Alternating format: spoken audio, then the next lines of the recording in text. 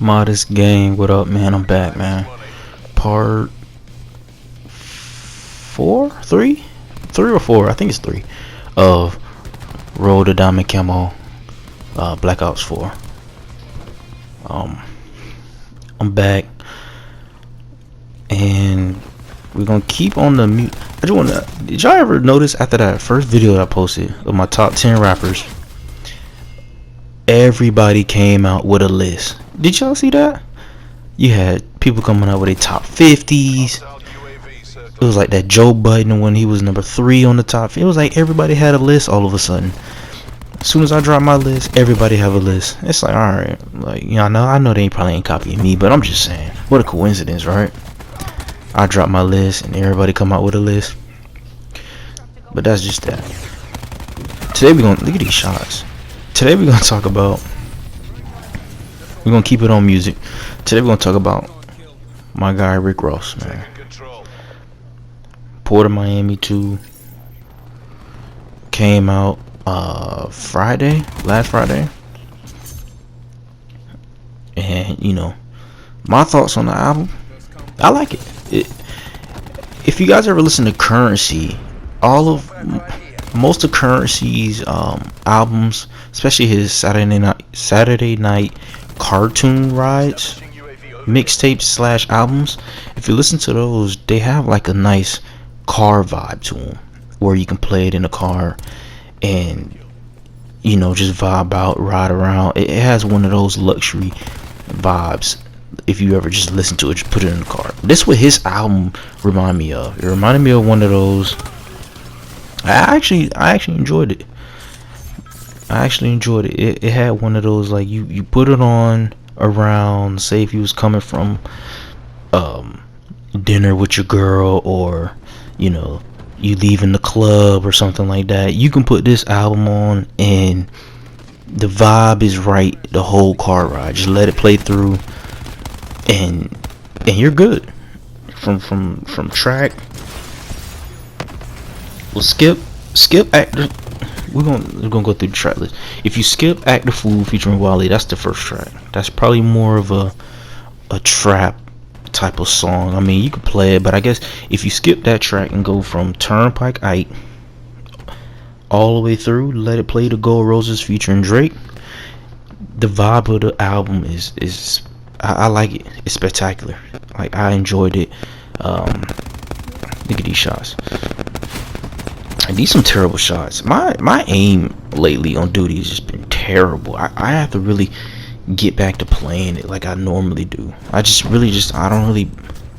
It's tough sometimes. So, and this guy right here, I didn't show him, but this is a guy also in this game has a sniper shot. I swear, better than Simp. Like pro players like Simp, Octane, Dashy. Who else? Zero. Like, this guy on the game is sniping better than all of them. This is ridiculous, but I just had to break off with that one. But back to the Rick Ross album. Yeah, it just, the vibe of the album, it has a nice car vibe to it. I could just put it like that. I guess that's my best way of explaining it. I know it's some controversy about the album with Maybach Music 6, with Wayne and Pusha T. I know everybody probably seen that. Mostly everybody's seen that if you really deep with the music, or if you just see it, if you got a Twitter. It was trending all Friday, Saturday, even Sunday. It was kind of trending with Pusha T verse got leaked. And then when the album came out Friday, his verse wasn't on the track Maybach Music 6. Now, it's speculation. Ross cleared it up and said, you know, both parties cleared the track. All this, Pusha didn't clear the track or whatever, such and such. False. Both parties cleared the track. Rick Ross explained it, saying he didn't feel like it was the right time to have both of them on the track. He was saying Wayne, he got Wayne verse first, then Pusha's came. Look at this shot. That's ridiculous. But he got Wayne verse first, then Pushers came. He said it wasn't the right time to have both of them on the track at the same time.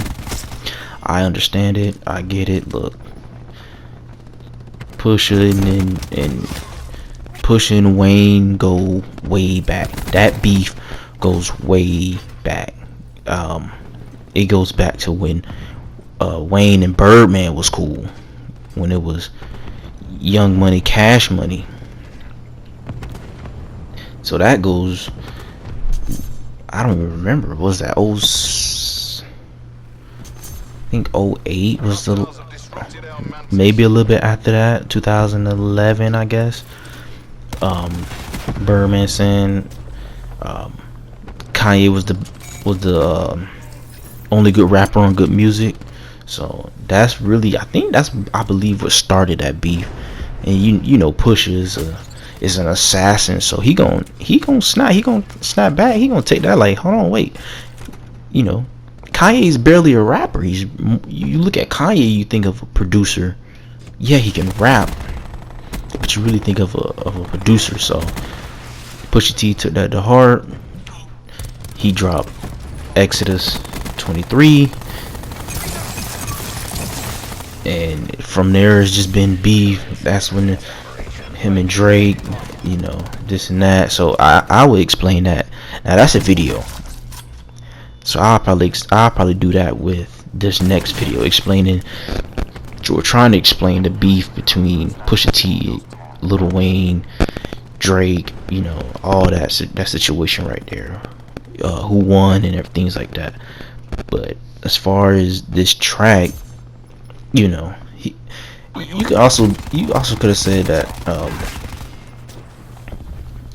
maybe Wayne didn't clear Pusha T, didn't want Pusha T verse on there. Who knows? All I'm saying is Pusha T verse should have been on there. It should have been on there.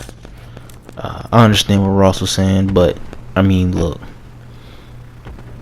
Pusha T dropped the beef with him and Drake last year or whatever. Last year, Drake is the one who continued it with the I forgot the line, but he was like you all got big because you told on me and stuff like that. That was the direct line of Pusha T. Ain't nobody stupid. Like, clearly that's a line directed towards Pusha T. Like he's saying, Pusha T, the story of Adidon. Hey, you look at what you became because you told my secrets or this and that. That's a line of Pusha T. We get it. So I don't understand why Pusha T verse can't be on there. And look, we get it. Pusha T is an assassin. We get it. So I know if you heard the line was spicy. Now the line had something to it. Now, you know, and Ross probably thought about it and was like, well, this not gonna make the situation any better. So let me not throw the. I mean, it's all speculation at this point. We don't know. But yeah, I'm gonna explain that Wayne versus Pusha T. I'll probably do that in the next video to continue with this, because that's a good conversation, honestly. Because when you really look at it, all in all, Pusha T was taking on everybody by himself. Pusha T didn't have no help. So he was a one-man army, a one-man assassin. So yeah, I'll explain that in another video. But back to the Ross album. His songs on here, what, Big Time. He dropped what, Big Time, Gold Roses, and the Wale track before the album. So everything else was all the new songs. My favorite song on this album is probably Vegas Residency. That probably should have been the last track on this album. Gold Roses featuring Drake is the last track on this album. It's alright. I mean, we heard it, but Vegas Residency is probably my favorite track. It has that jazzy vibe to it, if you can say. It's a nice track. Get turned on. That's a mean snipe. I turned on him, but he sniped me. That's a good shot. But you got songs like I Still Pray with Lucci and my guy Ball Greasy. That's my guy. Shout out to Ball Greasy. South Florida native. I'm a South Florida native. But that song where he talks about his seizures, which I honestly forgot. I forgot all about those. Ross being hospitalized on life support because of the seizures that he had. I honestly forgot all about those when you really think about it. I think most people did as well. And he talked about it in the track, brought up the news feed, and I was like, wow, I forgot all about Ross having seizures. But that's the song. That's probably my second favorite song on the track, honestly. Summer Walker did her thing, of course, as always. Gunplay surprised me on Nobody's Favorite. His verse in that song was, yeah. Gunplay verse in that was, yeah. So that on Nobody's Favorite, Gunplay, that I like that song as well. White Lines, Dej Loaf, another good song. It was good to hear Nipsey Hussle, Tiana Taylor, man. R.I.P. Nip, man. Still R.I.P. Nip, man. Born to Kill with Jeezy. I like Jeezy. Don't get me wrong. I like Jeezy, but I mean, I guess it could have been better. I guess. I mean, it is what it is, but it could have been better. Running the Streets is also a good song with A Boogie, and then he also threw Denzel Curry, another South Florida native. He threw Denzel Curry. Denzel Curry always do his thing, man, and no matter what song it is, he do his thing. So I mean, Port of Miami too, man. That's well. I'm from South Florida, so I grew up on Ross, Plies, Trick Daddy. So I'm kind of biased, I guess, if you really say I was waiting on this Ross album. I ain't even gonna lie to you. Like